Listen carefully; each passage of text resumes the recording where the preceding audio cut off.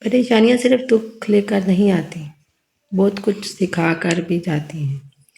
زندگی میں کون، کب، کہاں، کیسے بدلا، یہ معنی نہیں رکھتا۔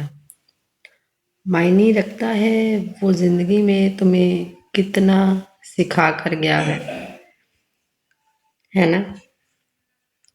زندگی میں یہ اہم نہیں ہوتا کہ کون، کب اور کہاں بدلے گا، بلکہ یہ معنی رکھتا ہے کہ وہ تبدیلی ہمیں کتنا مضبوط اور سمجھدار بنا گئی۔